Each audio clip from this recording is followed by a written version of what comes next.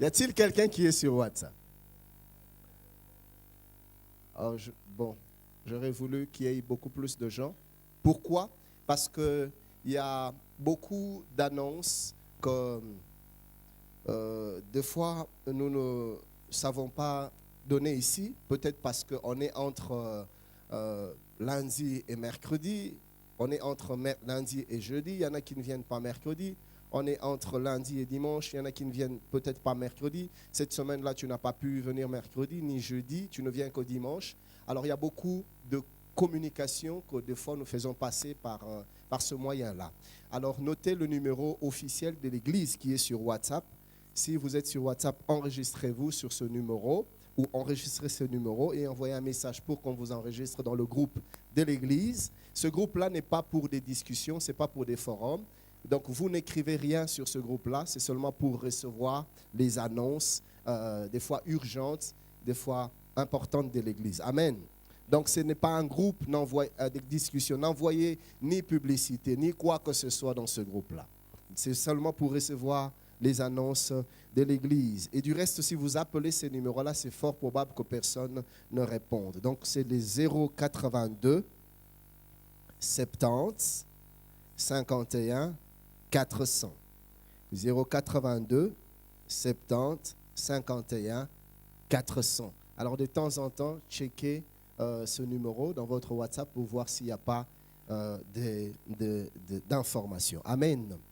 Alors, le mercredi, nous avons été puissamment bénis par un enseignement merveilleux sur la parole de Dieu, l'importance des Écritures. Les jeudis aussi, nous avons été bénis. Et je sais que ce matin encore, le Seigneur a quelque chose de particulier pour nous. Alléluia.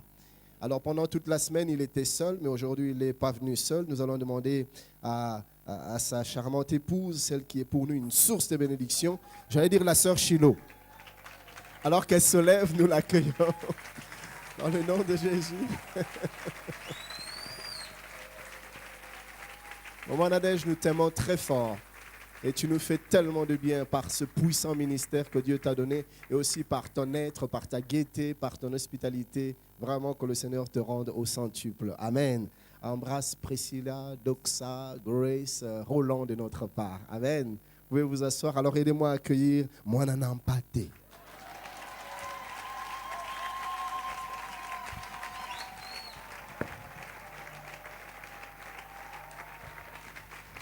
Bonjour.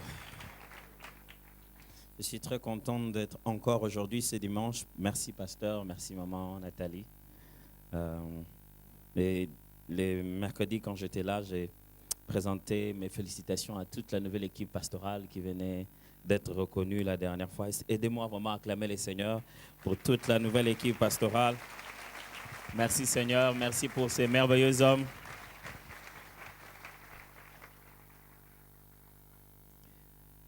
Qui vont être une grande bénédiction encore pour le travail est grand, je le disais le mercredi, le travail est tellement grand. Il faut de plus en plus d'ouvriers. C'est même dans la Bible qu'il faut de plus en plus d'ouvriers. On ne peut pas ignorer ce besoin-là à ce jour-ci, surtout que nous sommes en train d'aller vers les derniers jours. Ésaïe chapitre 6, à partir du 1er jusqu'au 7e verset. Ésaïe chapitre 6, à partir du 1er jusqu'au 7e verset. J'ai toujours une très très grande joie de revenir à la maison. J'ai souvent été chez moi, dans ma famille, donc chez mes parents, accompagné de ma femme. Et après, elle me dit toujours, mais comment quand tu vas chez vous, ton visage illumine, tu deviens comme si... Qu'est-ce qu'il y a que je dis? Il y a beaucoup trop de souvenirs. Vous voyez, il y a tellement de souvenirs, je ne sais pas... Il y a beaucoup de souvenirs et c'est le même sentiment que j'ai chaque fois que je reviens ici. Il y a tellement de souvenirs. Et j'ai béni le Seigneur pour ce qu'il est déjà en train de faire merveilleusement bien dans cette église. Donc je disais, Ésaïe chapitre 6, du 1er au 7e verset.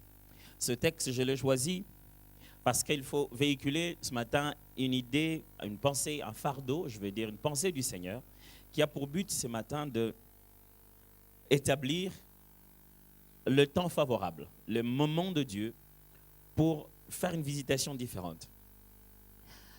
Nous autres êtres humains ici avec Dieu, nous sommes obligés de fonctionner dans le temps et dans l'espace. C'est-à-dire il faut que ce soit une heure bien particulière entre les 24 heures que nous avons. Et puis, deuxièmement, il faut que ce soit un endroit bien particulier. Et la règle du temps et de l'espace est la règle dans laquelle Dieu opère ou manifeste toutes les promesses qu'il conçoit pour nous. Vous devez savoir que Dieu ne fonctionne pas avec 24 heures. Quand il y a besoin d'un soir, il y a besoin d'un matin, c'est lorsque Dieu a commencé à créer l'univers. C'est-à-dire que Dieu qui existait avant le système de temps n'avait ni soir ni matin. Il a appelé ça un soir et un matin quand il a commencé à séparer la lumière des ténèbres. Et ça, c'est sur la terre. La Bible dit au commencement, Dieu créa le ciel et la terre. La terre était informe et vide. Il y avait des ténèbres à la surface de l'abîme. De son côté à lui, il n'y a pas de notion de ténèbres parce qu'il est complètement lumière et il n'a pas des infrarouges ou bien des capacités de voir dans le noir, en noir blanc ou en négatif. Non, Dieu voit tout directement. Et il n'y a pas de notion de couverture, d'assombrissement chez lui. Rien n'est très sombre pour qu'il puisse avoir besoin de percevoir. La Bible dit que même une fourmi toute noire, dans le plus grand de toutes les ténèbres, Dieu le voit. Donc Dieu n'est pas soumis à la loi de l'espace et du temps. Mais c'est nous qui sommes soumis à cela.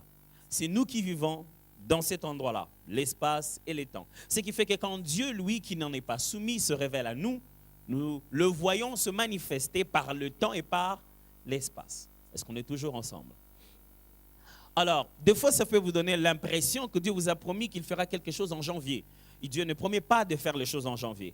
Dieu promet de les faire, et quand il promet de les faire, dans notre calendrier, ça peut paraître en janvier. Mais chez lui, c'est d'abord son temps convenable. C'est le temps convenable de Dieu qui tombe dans notre calendrier en janvier. Si vous pensez que Dieu ne fait que des choses en janvier, en février, en mars, allez voir les autres qui n'ont pas de calendrier gréco-romain, vous allez leur dire quoi? Si vous pensez que Dieu est un Dieu de 12 mois, allez dans les pays où ils n'ont pas 12 mois. Dieu est le Dieu de quoi? Si vous pensez que Dieu est un Dieu de 12 mois, alors vous devez savoir que les Hébreux, à l'origine, ils n'avaient pas 12 mois. Et d'ailleurs, dans leur calendrier religieux, il n'y a pas de 12 mois. Alors, les systèmes de mois, les systèmes de temps, les systèmes dans lesquels nous vivons, il est complètement humain. Il est nôtre. C'est notre petite boîte à nous. Mais quelquefois, ça nous devient difficile parce que nous voulons que Dieu se confirme en tant que Dieu dans notre système. Ok, j'aimerais bien expliquer ça. Deux fois, nous imposons à Dieu de n'être Dieu que par notre définition à nous de Dieu. La logique est un monde où l'homme est son propre Dieu. La science est un système que l'homme contrôle. Et l'homme de foi impose à Dieu d'être scientifiquement Dieu, ce qui n'est pas possible. Ok? Dieu ne peut pas être scientifiquement Dieu, sinon c'est la science qui les rend Dieu. Il sera donc le résultat d'une logique bien contrôlée. Il sera donc prévisible et prédictible. Or, Dieu ne peut pas être prévisible, il ne peut pas être contrôlé d'après une logique. Donc, Dieu, quoi qu'il agisse dans le temps, dans l'espace, quoi qu'il agisse et se manifeste aussi dans notre système, il est pourtant en dehors de notre système. Il est atemporel, au-delà de notre temps. Il n'a rien à voir avec nous qui avons 12 heures, 14 heures, 15 heures. Quand Dieu veut faire quelque chose, il peut le faire en plein milieu de 3 heures du matin pendant que les gens dorment. Donc, vous n'allez pas lui dire, Dieu, à ce moment, les gens dorment. Moi, je ne dors pas, vous dira-t-il. Il vous dira, moi, je ne dors pas. C'est toi qui dors. Vous n'avez jamais entendu parler que celui qui garde Israël ne sommeille ni ne dort? Alors, Dieu, lui, il est complètement en dehors du temps, mais aussi, il est complètement en dehors de l'espace. C'est-à-dire, l'espace est la notion selon laquelle l'univers a des limites qui contient tout ce qui est dedans. C'est-à-dire, l'univers a ses limites qui sont représentées comme un contenant, et tout ce qui est dedans sont des contenus.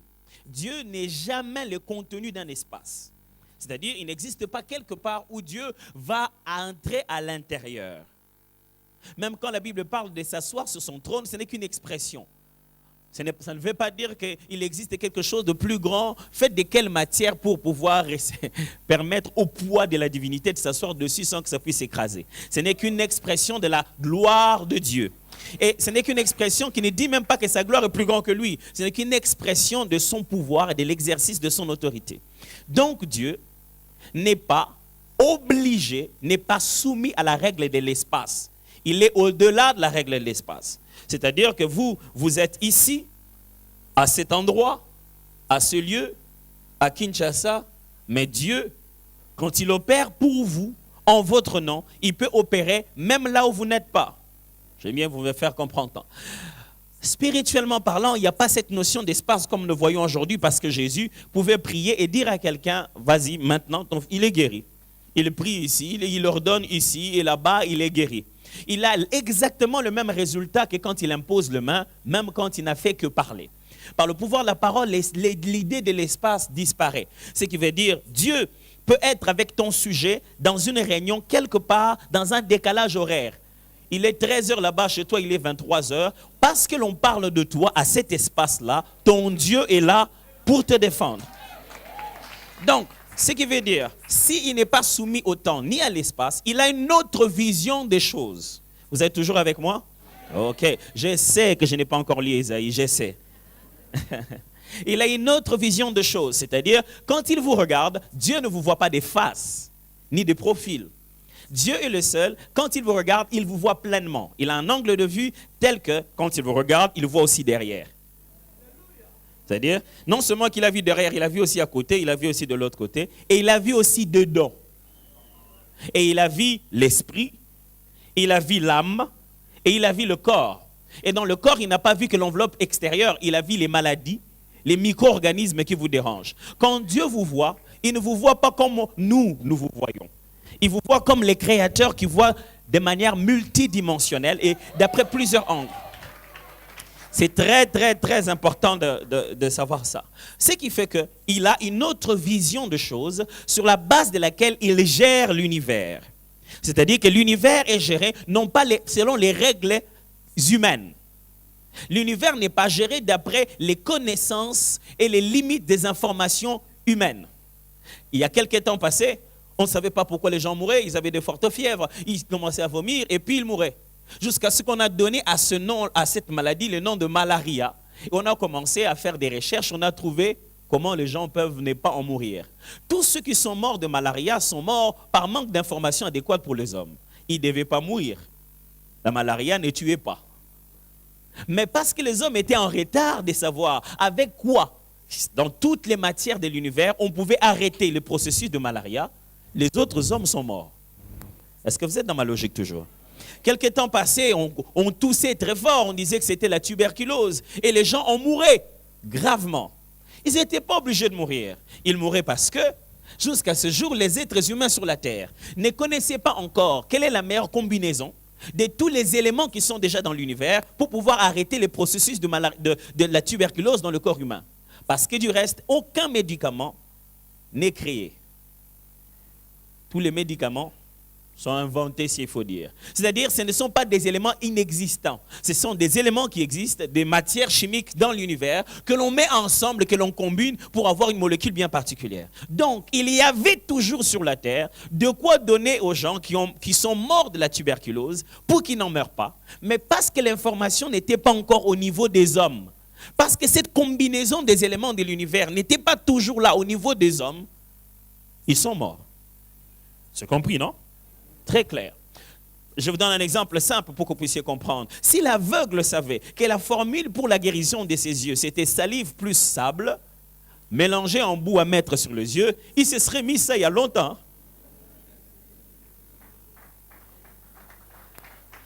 Je m'imagine et dis, mais je serais encore, ma propre salive, ça serait plus facile. Je n'ai pas encore supporté ça. S'il savait qu'il suffisait de cra, cra, cra, brou, za, za, za, ram, broum, et aller se laver, il l'aurait fait. Il l'aurait fait. Jésus, durant tout le temps qu'il a vécu sur la terre, il a prouvé qu'il existe des règles supérieures à ce que les hommes ont déjà connu. Il existe une panoplie de règles divines, je précise, de la parole de Dieu qui sont là, révélées dans les Écritures, selon lesquelles Dieu fonctionne. Dieu fonctionne d'après une panoplie de règles que les hommes ne maîtrisent pas.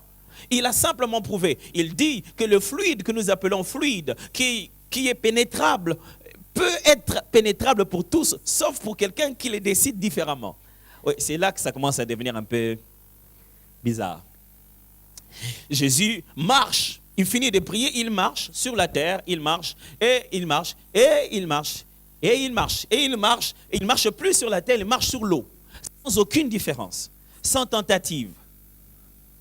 Et souvenez-vous, il ne marche pas dans un océan parce que l'océan, vous avez encore la possibilité de commencer petit à petit à partir du moins de profondeur vers plus de profondeur. Un lac est essentiellement fait d'une sorte de cuve, d'une sorte de casserole. Les profondeurs sont déjà dès les premières minutes. Et c'est entouré complètement des pierres, ainsi de suite. Donc Jésus marche, il arrive à côté de l'eau, il marche. Il continue à conjuguer le même verbe, quel que soit l'espace, quelle que soit la matière.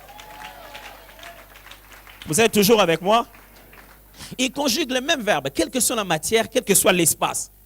Lui, il est venu avec son verbe à lui, marcher, et il l'impose à tout espace. Donc, c'est à toi, l'eau, de te débrouiller, de le porter lui, parce que lui, il marche. Ce qui veut dire qu'en ce moment-là, l'eau n'est plus pour lui une matière fluide. J'aimerais vous proposer de croire que quelquefois, les règles de l'univers qui nous ont entourés nous ont rendus incrédules et ont tué notre foi. Nous sommes devenus si conscients du peu que nous savons que nous sommes inconscients du trop que nous ignorons. Et ça, c'est quelque chose de bizarre qui est arrivé au prophète Ésaïe. Ésaïe n'était pas n'importe quel prophète, c'était un prophète très éduqué. Dieu a pris, vous savez, Dieu il prend les gens d'où il veut, hein? Où il veut, il les prend et il en fait ce qu'il veut. Alors, il a pris des bergers, il a pris des charpentiers, il a pris des gens de partout. Et Ésaïe, lui, c'était quand même une personne d'une haute cour. Et ce n'était pas n'importe quel prophète, c'était le prophète des rois. Il restait dans la haute cour. Il avait un langage un peu bizarre. Ésaïe, quand il prophétise, vous avez l'impression qu'il est en train de faire une poésie. C'était celui qu'on appelait le prophète-poète. Quand il déclarait ses poésies, ses prophéties, c'était plein de poésie. Qui a cru à ce qui nous a été annoncé? Qui a reconnu le bras de l'Éternel? Papa, dis seulement, qu'est-ce que Dieu veut dire? Il s'est élevé au milieu de nous comme une faible plante. Imaginez-vous que je me lève ici, dit, le Seigneur m'a parlé. Il y a au milieu de nous une faible plante qui s'élève. Il n'a pas de beauté à attirer les regards. La domination reposera sur... Vous allez me dire, il n'est pas précis. Il n'a pas de détails dans ce prophétique. Mais un homme, sans, entre guillemets, détails, a prophétisé quelque chose qui a dépassé les ères, les temps, les périodes, à l'accomplissement du Christ. Il lui arrive pourtant quelque chose de très fort. Il regarde en un même endroit, en un même lieu, deux espaces différents et deux temps différents. OK? Oh yeah. Deux espaces différents, deux temps différents. J'essaie de vous dire ceci. Même si vous occupez cet espace ici, en ce temps-ci, votre promesse, votre appel, n'occupe pas cet espace et n'occupe pas ce temps.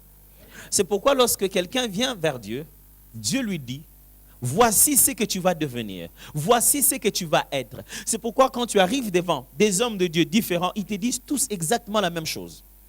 Exactement la même chose. Pourquoi? Parce que dans le conseil divin, lorsque le calendrier divin est sorti, tous ceux qui étaient devant la présence de Dieu savent ce qui doit se passer. Ce jour-là, Élie a parlé avec Dieu et Dieu lui a dit, aujourd'hui je dois t'enlever. Il pensait les savoir seul et il cachait. Mais tous les fils de prophètes les savaient. Et ils sont allés voir Élisée et lui ont dit, est-ce que tu sais que ton maître va voyager? C'est aujourd'hui qu'il part. Il dit, moi aussi je le sais. Mais personne n'a parlé à personne. Mais tout le monde sait. Mais personne n'a parlé à personne. Or, Élie en ce moment-là est sur la terre, mais le calendrier est sorti. Aujourd'hui, c'est déjà prévu par Dieu que l'espace qu'Élie doit partager n'est plus celui-ci. Prévu déjà par Dieu. Pour Dieu, il a déjà inscrit Élie pour monter. Mon message tout à l'heure ira pour vous pousser à croire fortement dans votre cœur que Dieu a son temps et ça n'a rien à voir avec ceux des hommes. Faites confiance au temps de Dieu. Et mon message finira quand j'aurai réussi à pousser dans votre cœur un besoin de voir les choses comme Dieu les voit.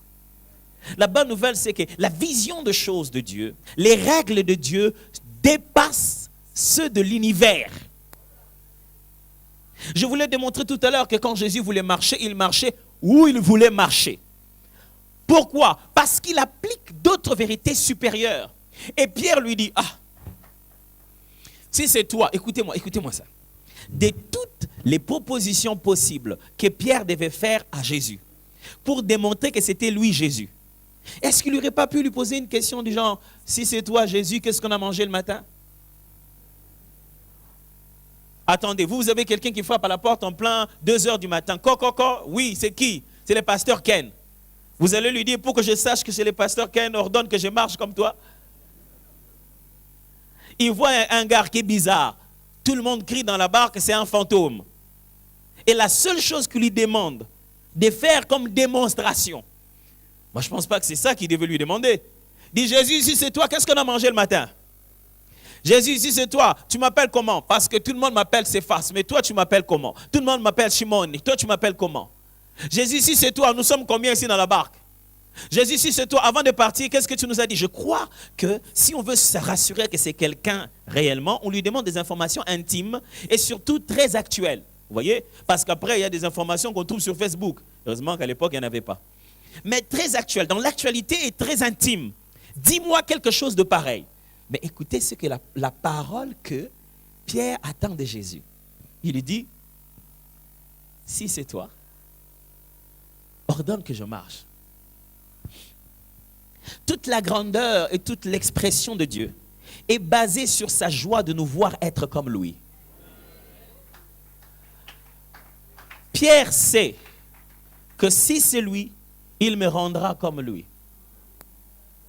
Si c'est mon Jésus, je ferai les choses qu'il fait. C'est ça la différence qu'il y a entre l'Église, la parole de Dieu, et les charlatans et les féticheurs. Ils ne vous rendront pas comme eux. Ils ne vous permettront pas de voir ce qu'ils voient. Mais l'Évangile a pour but, vous voyez avec l'angle de vue de Christ. Vous agissez avec les moyens de Christ. Vous obtenez les résultats de Christ. Pierre lui dit, si c'est toi, dis-moi cette chose qui fait que je puisse le faire comme toi. Et tout ce qu'il lui a dit, c'est, viens. À ce niveau-là, ce n'est pas lui qui doit le faire. Ce qui signifie qu'au fond, tout ce que nous voulons vivre avec Dieu, même quand la parole a parlé, si vous n'agissez pas, ça ne sert à rien.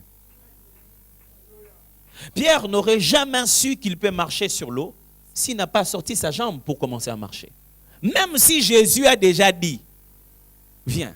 Pierre, au fond de nous, je m'imagine Pierre dit, si c'était seulement, viens, la chose qu'il fallait faire. J'allais venir moi-même sans qu'ils me disent. Donc tout ce qu'il trouve à me dire pour que je puisse marcher comme lui, c'est juste viens. Des fois, la parole est si simple, mais elle est si puissante. Quand on commence à le regarder, selon Dieu. Et Pierre a entendu cette parole, boum. Il dit, ok, c'est bon, je m'en vais. Il marche. Vous savez, la Bible ne dit nulle part que Pierre a essayé de marcher comme s'il était sur une corde. Donc il n'a pas fait... Non, c'est mis juste à marcher. Et le vent et la peur et toutes ces choses-là l'ont dérangé. Ésaïe, le prophète, arrive à une période assez particulière. Il y avait un roi exceptionnel, qui a bien commencé avec Dieu, qui a fait beaucoup de bonnes choses. Mais à la fin, il avait eu quelques problèmes. Avant de mourir, il est tombé malade de la lèpre plutôt, excusez-moi. Alors la lèpre, qu'est-ce qu'il y a eu? Normalement, quand la lèpre a commencé, il est institutionnellement prévu qu'il arrête d'exercer ses fonctions en tant que roi. Ce qui veut dire que les commentateurs se disent, quand il parle de lui ici, c'est soit vraiment sa vraie mort, ou alors simplement le fait que quand il a commencé à souffrir de la lèpre, il devait abandonner le trône. Écoutez comment commence le texte.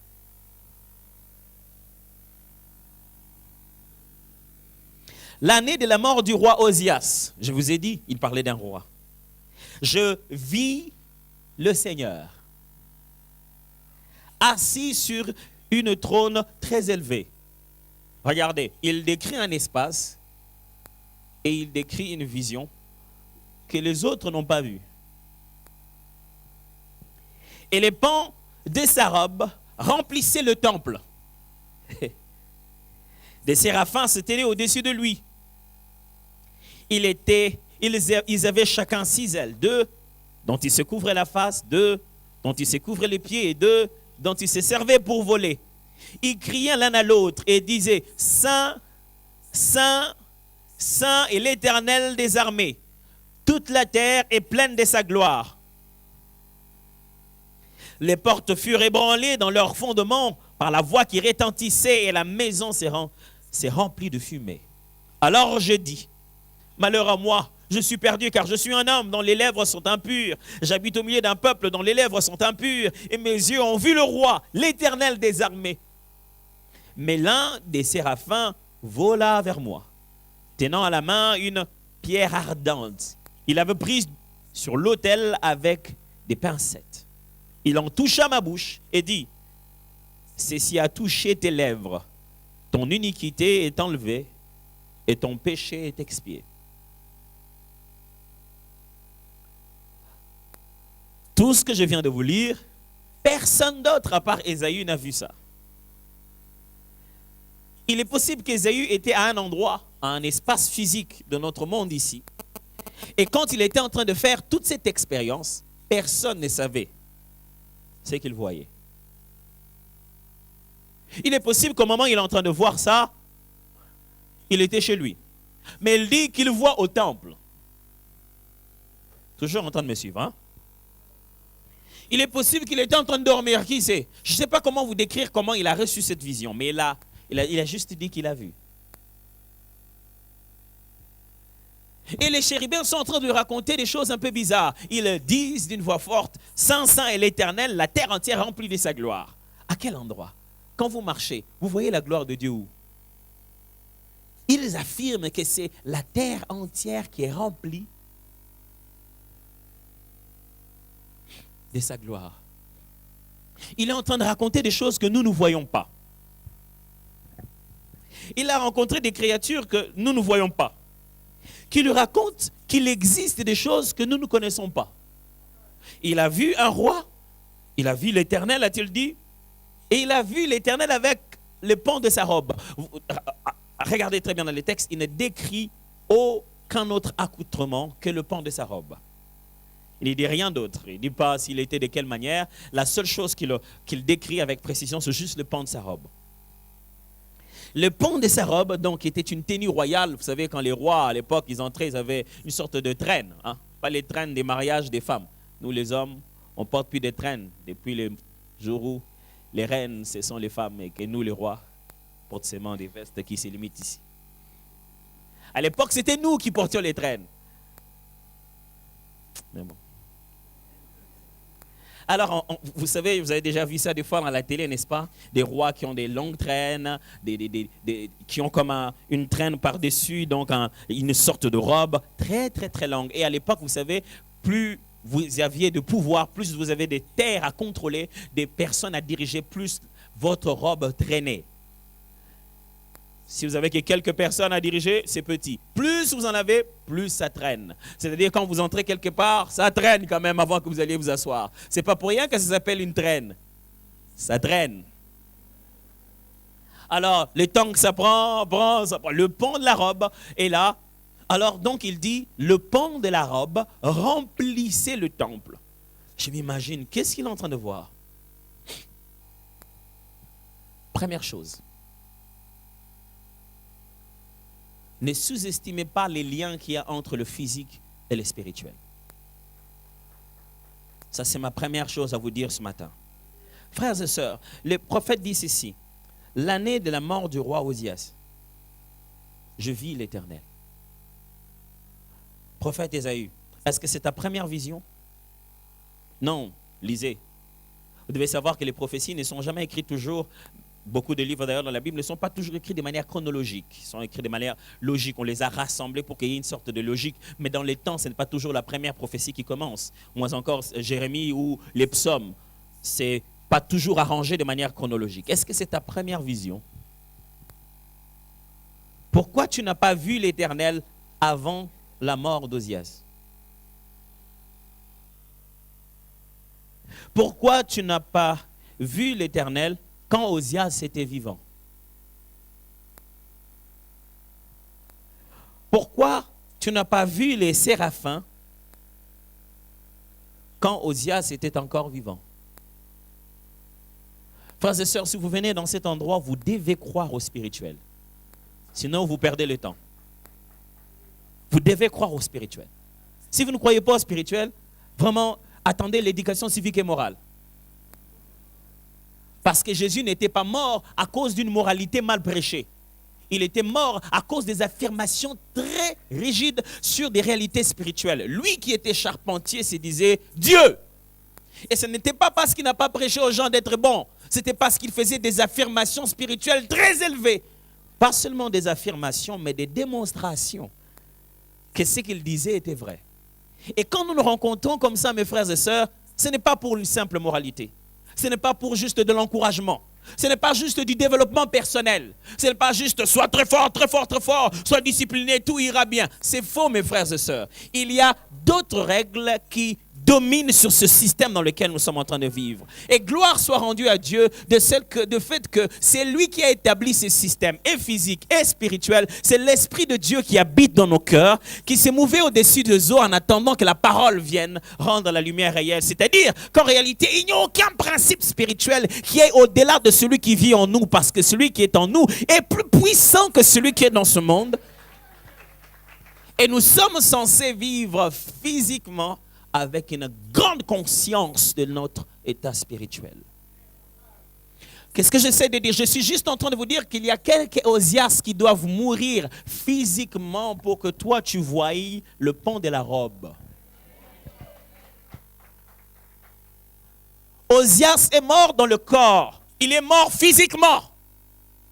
Mais c'est comme si la mort d'Ozias a ouvert une porte spirituelle au prophète pour qu'il voie une autre dimension de Dieu. Quelque chose qu'il n'a jamais encore vu, quelque chose qu'il n'a jamais encore expérimenté. Il y avait des séraphins ici dans le temple, il y avait des anges ici dans le temple et moi je ne les voyais pas. J'ai prié Dieu qu'il repère l'Ozias qui t'empêche de voir exactement comme il voit et qu'il les mette de côté. Ozias, ce n'est pas toujours des péchés. Ozias, c'est une maîtrise trop élevée de Dieu. Let me make it clear. Ah, on m'a dit que j'ai dit ça. Effacez ça. Alors, qu'est-ce que j'essaie de vous dire? Ozias était un bon roi, vous savez. Il a très bien commencé. Il a fait beaucoup de changements, beaucoup de bonnes choses. La chose qui vous empêche d'évoluer avec Dieu, c'est ce que vous connaissez de lui déjà jusqu'ici. Chaque fois que vous faites avec la démarche avec Dieu, ne cherchez jamais le confort. Parce qu'entre l'homme et Dieu, l'homme est tout le temps challengé à suivre le rythme divin. Quand vous devenez confortable, vous commencez à être moins spirituel. Oh, est-ce que j'ai choqué quelqu'un là-bas? Non, si je n'ai pas choqué, alors je vais bien choquer. Quand vous devenez trop capable de prédire et de maîtriser votre système et que votre vie est sans risque, sans danger et que tout ce que vous êtes en train de faire est totalement maîtrisé, il est possible que vous commenciez à croire à votre capacité de contrôler, qu'à votre confiance d'être dirigé par le bon berger. Si vous marchez avec Dieu, sachez que le confort n'est que pour peu de minutes. Chaque fois que vous sentez le confort, c'est juste parce que vous venez de mettre vos deux pieds au niveau de la marche qu'il faut. Maintenant, il y a une autre marche à entamer. Ce n'est pas confortable quand on monte, mes frères. Le petit confort que vous sentez, c'est juste parce que vous avez vos deux pieds maintenant sur la bonne marche, sur le niveau qu'il faut, mais bientôt il faut monter encore. J'annonce une saison d'inconfort. Ok, let me make it clear. J'annonce une saison où vous allez être tellement inconfortable avec les choses que Dieu vous demande que vous allez sortir de votre zone de confort pour voir Dieu dans une autre dimension. Je ne sais pas ce que vous voulez, mais moi je désire ardemment de voir l'Éternel répandre le pont de sa robe dans cette église et dans votre vie. Et ça, il faut laisser partir Ozias. Ozias maîtrisait bien qu'est-ce qu'il faut faire. Il a commencé à faire ses erreurs. Sortez de votre confort. Qui vous a dit que c'est ça la prière? Moi, je prie comme ça. Moi, quand je prie comme ça, vous avez trop maîtrisé la prière. Vous ne vous dites pas qu'il existe une autre dimension de la prière. Vous avez tellement obtenu des résultats avec ces systèmes-là et vous dites que jamais Dieu le fera différemment. Quelqu'un doit faire mourir tout ce qu'il a déjà obtenu comme résultat aujourd'hui avec Dieu et se dire, on y va. Je ne sais pas où tu m'amènes, mais on y va. On y va. Écoutez-moi, je ne vous parle pas du péché, là. Je vous parle du légalisme. Dans la Bible, il y a deux limites. Il y a la foi véritable en Christ qui est au milieu. Et il y a la limite de gauche qu'on appelle le légalisme. C'est-à-dire que vous prenez la vraie foi et les choses de l'esprit, vous y mettez tellement de règles que la vie en elle-même est perdue. C'est-à-dire que vous dites à tout le monde, avant de parler en langue, rassurez-vous qu'il y a quelqu'un qui va interpréter. Comment il va faire? Il dit, mon cher, tu vas interpréter? Parce que je vais parler en langue là. Vous mettez tellement de règles que vous tuez la vie en elle-même. Ça s'appelle du légalisme. Mais de l'autre côté, ça s'appelle le licenciement. Les gens commencent à vivre au-delà des faveurs prévues par Dieu. Ils font de l'excès de leurs faveurs. Ils se disent, ici, ils mettent trop de règles, là-bas, ils n'en ont plus. C'est la grâce. Bien-aimé, c'est la grâce. Même si je dors. Je ne vis pas à cause de ma prière. Il ne faut pas non plus dire, si je ne prie pas, Dieu va me frapper la nuit. Il ne faut pas non plus dire, bon, que je prie ou je ne prie pas, ça n'a rien à voir. Il faut juste rester assis dans la parole, conduit par l'Esprit où il veut, avec une vision claire comme Dieu voit les choses. Ça fait quelque temps qu'il se passe des choses dans le temple et personne ne le sait.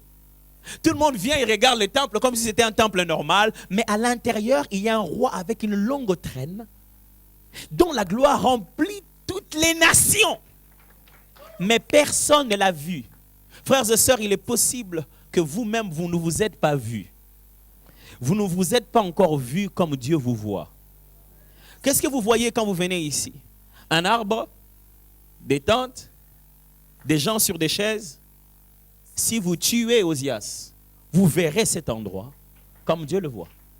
Qu'est-ce que vous voyez quand vous allez au boulot? Récession, réduction d'effectifs. Qu'est-ce que vous voyez quand vous allez dans votre commerce? Qu'est-ce que vous voyez quand vous vous levez au Congo le matin? Qu'est-ce que vous voyez? Il est possible que votre vision soit tronquée par les règles de votre humanité et de votre métier. Votre vision soit tronquée parce que vous savez humainement que ça doit être comme ça absolument. Dieu n'est pas dans ces systèmes.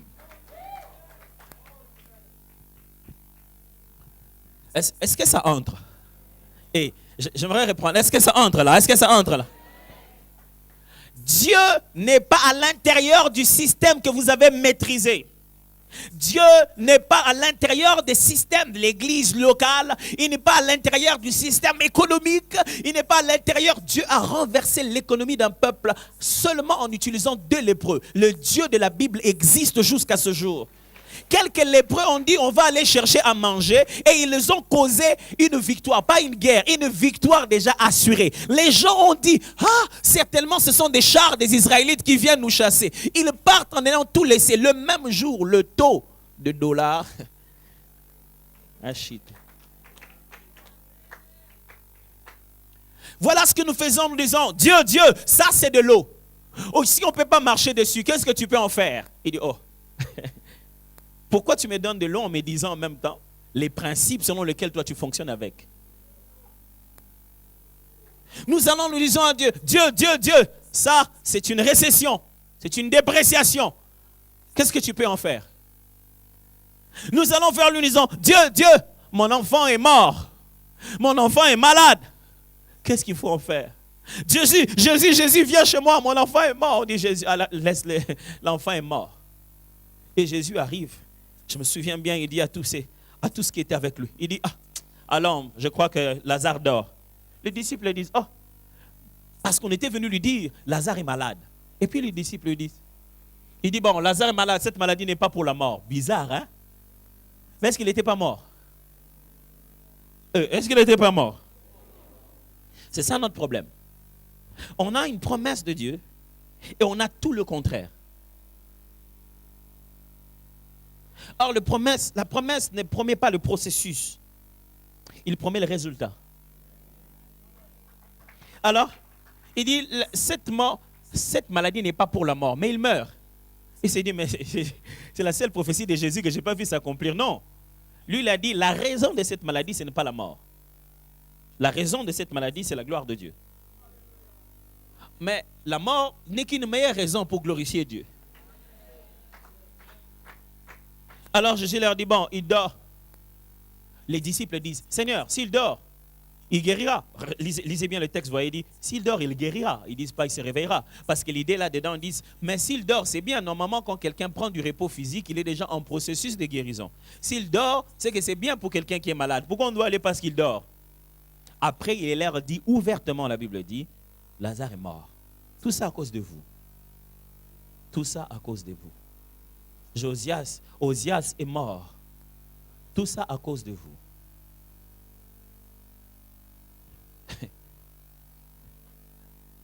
Ceux qui envoyaient de l'argent à Dubaï n'envoient plus. Tout ça à cause de vous. Le commerce qui fonctionnait ne fonctionne pas. Tout ça à cause de vous. Quand il arrive devant le mort, il dit, je te rends grâce de ce que tu m'exauces toujours. Bon, moi je savais que tu m'exauces. Moi je parlais juste pour qu'ils entendent. Parce que Jésus, quand il faisait des guérisons et des miracles, il ne priait pas. Il leur donnait tout de suite. Mais à cet endroit bien particulier, il commence d'abord par prier. Il commence d'abord par parler au Père. Quand il y avait quelqu'un qui était mort, Talita Koumi, Ephata, il allait directement vers le cas. Mais dans ce cas-ci, il leur dit, bon, il dit, Seigneur, je te parle parce que c'est à cause d'eux. Moi, je sais que c'est fait. Mais ils sont habitués à ça. Si je ne te parle pas, ils ne croiront pas que c'est toi. Alors, je te parle, je te rends grâce parce que tu m'as exaucé. Jésus n'a rien demandé sur Lazare. Lisez bien cette Bible. Il n'a rien demandé sur ce qui allait se passer. Il a juste dit merci au Père parce qu'il exauce. Et puis il se tourne vers Lazare et dit, Lazare, sors. Qu'est-ce qui vous empêche de croire au Dieu de la Bible? Vous avez trop maîtrisé les règles de l'économie. Et vous avez très bien maîtrisé les règles de l'économie que vous doutez des règles de Dieu. Une grande maîtrise de ce que nous connaissons, des fois crée en nous un doute de ce que nous ignorons. Personne n'aime aller s'aventurer dans des territoires qu'ils ignorent. Mais si vous venez à l'église et que vous lisez la Bible, sans être capable de croire qu'il existe au-delà de ce que vous savez, ça ne sert à rien. Si vous êtes assis ici, mes frères et sœurs, et vous n'êtes pas capable de vous dire qu'il existe certainement une règle plus élevée que celle de mes habitudes, qui va gérer ma situation, la contrôler, ça ne sert à rien. Si vous ne pensez pas que Dieu peut le faire sans les mêmes éléments que vous avez, si vous ne pensez pas que Dieu peut mélanger une formule sans les matières premières que vous pouvez le prêter, si vous ne pensez pas que Dieu peut venir dans l'affaire sans partir de le même angle de vue que vous, si vous ne pensez pas que Dieu peut obtenir des résultats sans avoir vos moyens, ce n'est pas la foi. Ce n'est pas marcher par Christ. Ce n'est pas marcher selon l'esprit. Marcher selon l'esprit, c'est croire qu'il existe des règles qui font que l'eau respecte la présence de Christ et se solidifie momentanément pour cela. Je vais bien clarifier ça. Quand Dieu occupe un espace, il impose sa présence. Oh, gloire à Dieu. Oh, gloire à Dieu. Oh, gloire à Dieu. Gloire à Dieu. Si vous ne le savez pas, Dieu est avec vous. Dieu est avec vous. Si Dieu est avec vous, il impose à votre situation le poids de sa présence. Ésaïe se dit, wow, il était là et moi je ne le savais pas. Frères et sœurs, Dieu est avec vous, vous ne le saviez pas. Mais c'est seulement votre système. Vous êtes trop habitué à lui que vous n'arrivez pas à le voir comme il est réellement. Vous avez tellement d'années dans la foi que vous n'êtes plus défiés. Vous avez tellement maîtrisé les systèmes que Dieu est quelque chose de manipulable. Je connais comment il fonctionne. Je sais ce qu'il fait d'habitude. Oh, la véritable foi commence quand vous êtes suffisamment fou, capable de vous dire tout ce que je savais ne vaut rien. Je veux tout apprendre à partir de maintenant. Philadelphie, je me vous dire, oubliez les 8 ans et les 8 mois. Ça n'a rien à voir avec les choses que Dieu est sur le point de faire maintenant. Oh, c'est maintenant là que je vais vous choquer. Je vous avais prévenu, hein. Si vous n'éliminez pas en vous tous les résultats déjà obtenus aujourd'hui, vous n'allez plus en obtenir aucun. Plus aucun. Si dans votre cœur, vous ne vous dites pas, merci Seigneur pour ce que c'était, mais j'attends encore. Vous savez les résultats sur lesquels nous nous basons dans notre tête en disant, hé, moi, j'étais allé seulement quelque part, je ne savais même pas, on m'a donné des $100 et c'est avec ça que j'ai commencé les capitales. Vous commencez à croire encore que l'argent que vous devez avoir après, vous devez encore aller quelque part. Chaque fois que Dieu a déjà fait quelque chose, nous commençons à l'attendre venir toujours de cette manière-là. Nous devenons spécialistes des manières dont Dieu agit. S'il y a une chose dont Dieu ne peut jamais se permettre que l'homme maîtrise de lui, c'est sa façon d'opérer. C'est à l'intérieur qu'il est Dieu. Il sait qu'eux aussi, ils peuvent faire il sait, Dieu sait qu'eux aussi, ils peuvent faire des serpents. Mais la fabrication des serpents est la propriété du serpent. Il fait un serpent à valeur des serpents. Eux, ils ne peuvent pas le faire. Toute sa gloire est cachée dans la manière de le faire. Et si vous avez maîtrisé sa manière de faire, est-ce que vous croyez l'avoir maîtrisé? J'ai une bonne nouvelle pour vous. Dieu est en train de vous poser la question qu'un journaliste pose à la télé. Narobi Melawa, puis à gauche, ton à droite. De quel endroit, où est-ce que tu penses que Dieu viendra d'habitude? Non, il ne viendra pas par là. Il viendra par le chemin de sa gloire. Et je répète, il viendra par le chemin de sa gloire. Oh oui, il viendra par le chemin de sa gloire. Il viendra par là où tu t'attends le mois. Il le fera comme tu n'as pas prévu. Mais il faudrait que Osias meure. Rentre chez toi-même, regarde tous tes grands exploits. Dis-toi, ceci, tout ça, c'est la boue. Commençons une nouvelle histoire. Je suis encore comme un enfant. Fais-moi peur comme tu m'avais fait peur avant. Vous savez ce qui nous fait mal? C'est cette peur qu'on a en attendant. Je dis, jusqu'en dernière minute, moi plus jamais, j'aimerais plus jamais me retrouver dans des conditions jusqu'en dernière minute, je ne sais pas ce qu'il faut faire. Je préfère tout savoir bien avant. Tu es sûr que si tu sais tout bien avant, ça garantit le résultat? Tu ne sais pas que ce jour-là, tu étais différent parce que tu es resté confiant en Dieu jusqu'à la dernière minute.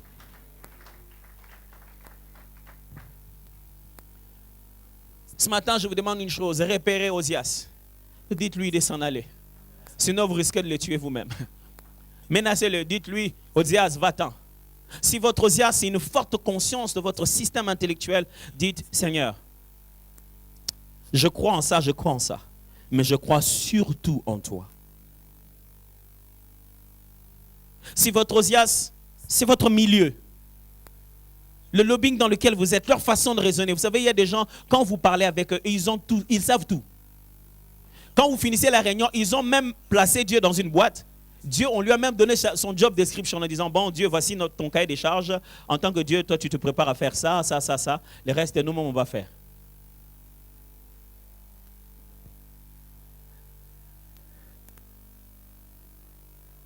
Peut-être que c'est un milieu. Peut-être c'est une sorte de palmarès. Tu as un CV très lourd pour Dieu. Prends toutes les réalisations. Prends tout ce qui s'est fait. Des fois, peut-être, ce sont les témoignages des autres. Moi, des fois, quand ma femme vient à la maison, elle me raconte toujours une histoire de gens. Ah, tu sais, on m'a dit. Moi, j'ai dit, le on là, le jour où je suis venu donner la dot, tu ne me l'avais jamais présenté. Est-ce qu'il est membre de ta famille? Parce que des fois, tu me dis, on était venu me dire, j'ai où? Ici à la maison. Donc, il vient des fois chez moi à la maison. Moi, en tout cas, de tous les oncles, de tous les neveux, je ne connais pas on. On a dit souvent que, d'ailleurs, On a dit souvent que, d'ailleurs, on a dit souvent, Dieu ne se cache pas. Quand c'est lui qui dit, il dit, ainsi parle l'Éternel.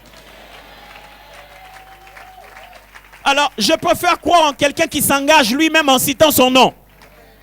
Je ne sais pas ce qu'on a dit, mais voici ce que dit Dieu. La gloire de Dieu va se répandre maintenant, comme jamais vous l'avez vu avant. Je ne sais pas ce qu'on a déjà dit, mais voici ce que Dieu dit. Le temps de sa gloire est arrivé, c'est maintenant qu'il va se manifester. Je ne sais pas ce que le marché a dit, je ne sais pas ce que les statistiques ont dit. Vous connaissez ces histoires où chaque fois, c'est toujours soit les recherches coréennes ont prouvé que, avant que les recherches canadiennes viennent contredire que, on a fait les recherches américaines prouvent les propriétés du miel, jusqu'à ce que les recherches chinoises parlent des problèmes qu'il y a avec le miel, et jusqu'à ce que les recherches canadiennes disent tout ce qu'il y a de bon dans le concombre, jusqu'à ce que les recherches... Donnez-moi leur nom, je vais les appeler ces gars-là. Moi je préfère quelqu'un qui dit je suis le chemin, la vérité et la vie. Il n'en a pas peur. Allez faire les recherches si vous voulez, mais moi je vous dis, c'est quelqu'un qui s'engageait lui-même. Frère, Dieu s'engage à vous montrer sa gloire. Vous n'avez encore rien vu. Oh yeah, vous n'avez encore rien vu. Et ce qui vous fait croire que vous allez tout voir, c'est votre système. Vous vous dites, qu'est-ce qui me reste à voir? Je sais déjà ça, je sais déjà ça. Je sais que la réalité, que ça doit se faire seulement comme ça. Ah, vous n'avez encore rien vu. Le Dieu dont je parle est capable de créer un 4e, un 5e pilier dans une maison déjà finie d'être construite. Okay. Je vous parle d'un Dieu qui n'entre pas toujours dans la porte, mais qui est déjà à l'intérieur. Du Dieu qui apparaît dans la salle et qui dit que la paix soit avec vous. Il ne viendra pas par la porte, mais il sera déjà à l'intérieur. Je prie Dieu ce soir que vous changiez votre vision. Si vous venez à l'église, si vous croyez en Jésus, alors vous croyez à des règles supérieures. Même quand on vous a dit, la liste a déjà été envoyée, je m'en fous de la liste. Je connais le Dieu que je sers.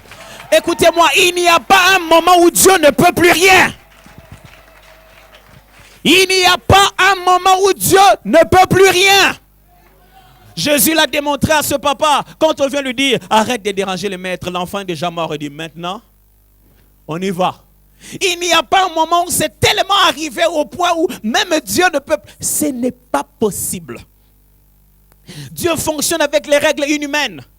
Pendant que tout le monde connaît les 10 rois, tout le monde connaît. On a même déjà signé, on est arrivé. Le roi lui-même a déjà signé. Mais est-ce que vous savez que le roi dort? Et quand il dort, il y a des songes. Et qu'il peut passer toute la nuit avec un songe et se réveiller le matin et dire, on a signé on a la lité le lot. À moins que le roi n'ait pas été créé par la parole. À moins que le roi n'ait pas été créé par la parole. Mais si tous ceux qui ont été faits par elle, et rien de ce qui existe sans la parole. Si ton roi est le résultat de la parole, c'est qu'il est soumis aux règles divines. Ce matin, je soumets tout aux règles élevées. Ce matin, je soumets tout aux principes divins.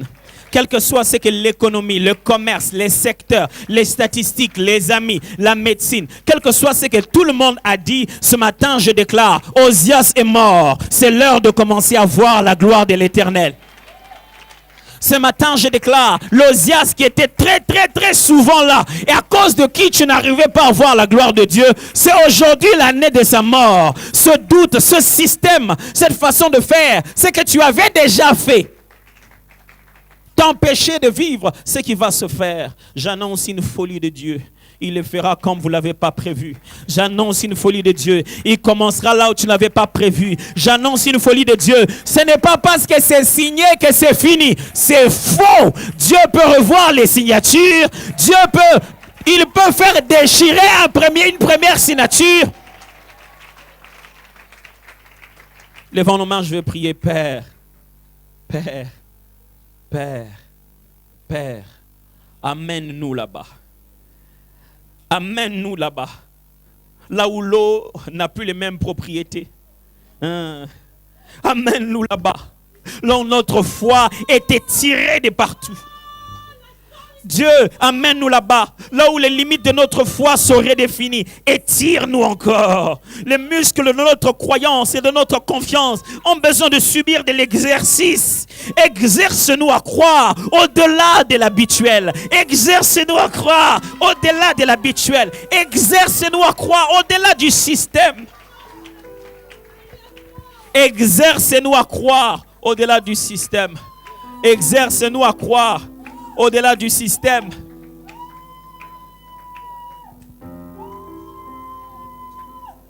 Ramène-moi aux choses simples qui me montrent ta grandeur.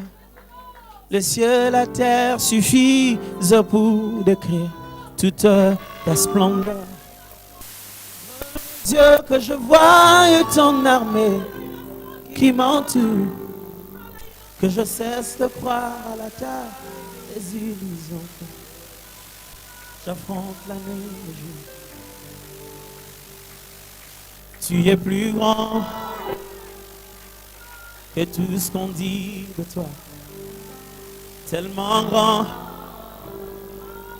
que tout ce que l'on dit ici-bas. Tu es plus grand que les mots du dictionnaire.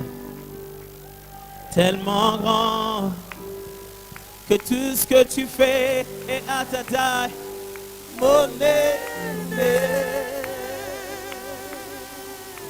Osa mon aîné, mon aîné. Osa mon aîné, Osa mon aîné.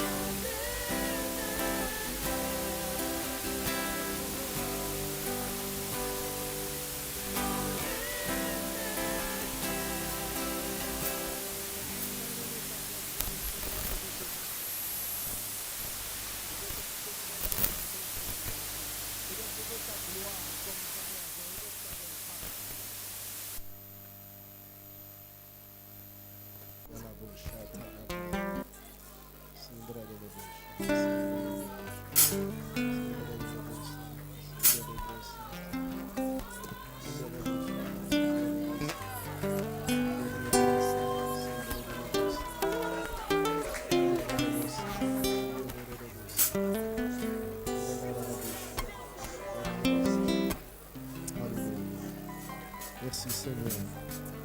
Alléluia.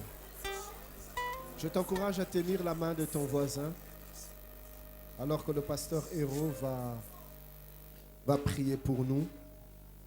Tiens la main de ton frère, de ta soeur, juste à tes côtés.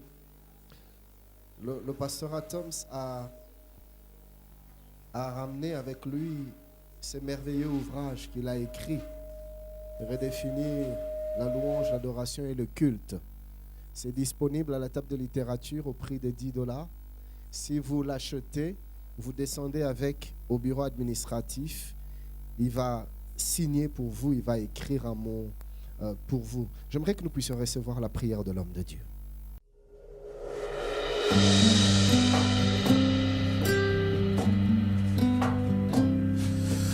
Wonderful, merciful Savior, precious Redeemer and friend.